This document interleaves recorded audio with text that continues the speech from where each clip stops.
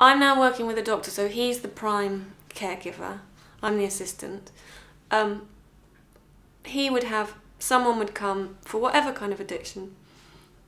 And in fact, it's not necessarily just for addiction. Lots of people do it for just self-development and therapeutic reasons. So some people come for tobacco addiction or cannabis addiction, but that's really sort of a substitute for I want to go deeper and understand why I'm using these substances, or even just I want the experience.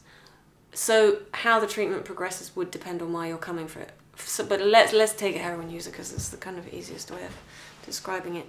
You'd have a pre-session consultation with the doctor, who's also a trained psychiatrist. We would monitor, we would get an ECG done, heart reading done, a liver function test done, because they're the two things you have to watch out for your health in terms of consuming this substance.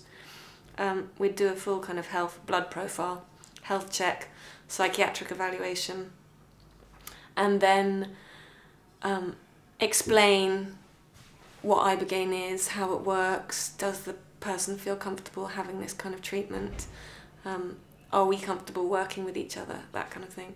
And then if they go ahead, then you book in your session, you come for your session, you might arrive at 10 AM in the morning, you'd be administered a test dose,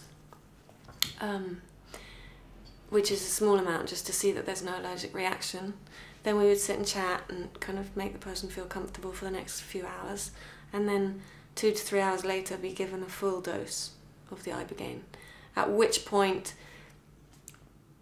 we then sit with them for the next 24-hour duration, continuously monitoring their vital signs and making sure they're comfortable and making sure that they've got everything that they need. But that person will then go go into the experience within half an hour or 2 hours. At that point, they won't be able to really communicate at all. They won't be able to move. And they'll kind of sink into themselves. And then what tends to happen is you'll get vivid memory recall.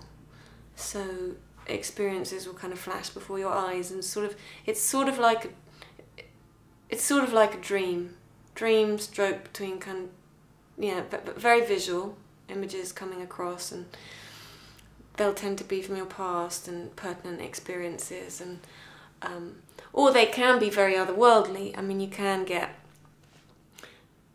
spirits wandering through the room, or your ancestors wanting to come and tell you something, or actually what happened with me when I took it is I actually hallucinated 3D objects in the room just appeared out of nowhere that were as real as you are sitting now. So it can be very kind of abstract in that way, but then interspersed with very personal material, much like your dreams are. That'll then run for kind of 12 to 24 hours, depending on the dose, depending on the person's constitution. And let's say at about sort of 16 hours, the person will probably start communicating and may then experience some physical discomfort, which are mostly the result of the ibogaine. You'll experience kind of fatigue, and you may experience some nausea. People may experience nausea at the beginning of the experience as well, and some kind of discomfort in your body, but that's also just from lying down for so long in that kind of position. And then within 24 hours, you're pretty much, unless you've been given a big dose because of your habit, you're pretty much coming back to normal and definitely able to engage and communicate. And then there's a sort of post-treatment therapy session, and then you'll go home, and then there'll be regular contact afterwards to see how you're going for the next few weeks.